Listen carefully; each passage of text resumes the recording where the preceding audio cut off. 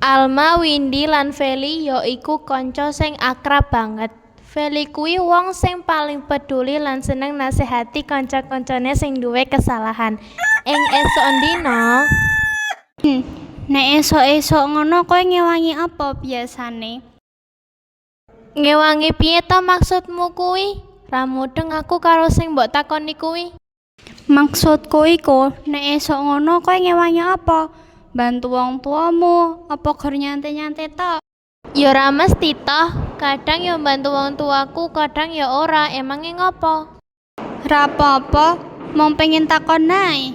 Lang ora suwe, Feli teko. Feli iku salah siji kanca sing rengket banget. Weh, ana apa Rek?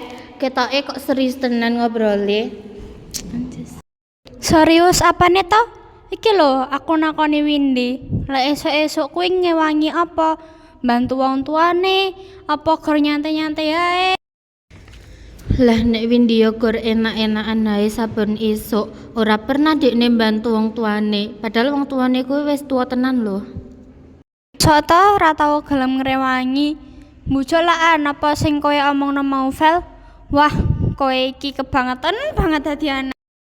Emang iya kok, mentang-mentang wong tuane kuwi sabar lan ra seneng ngongkon-kon mara dekne kuwi ora duwe kesadaran dhewe. Kok dadi mojokno aku ngene toh?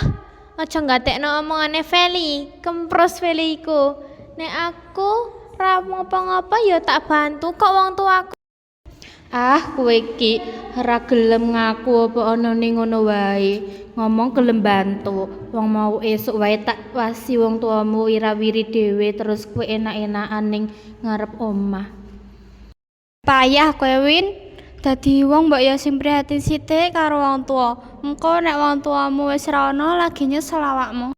Windy ngerasa tersentuh atine sakwise ngrungokke omongane Alma.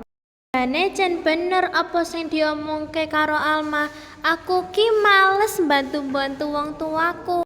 Awakmu iku aja ngono, salah iku. Senajan wong tuamu ora tau kon-kon awakmu tapi dadi anak sing apik, awakmu iku ya kudu duwe pangerten. Rungokno, bener tenan apa sing diomongne karo Feli kuwi. Mbah lho nek nyesel tenan kowe sok emben. Windy sadar nek perilakune selama iki ora nyerminake anak sing bekti marang wong tuane. Sakwise dinasehati karo kanca-kancane, Windy dadi anak sing rajin bantu wong tuane.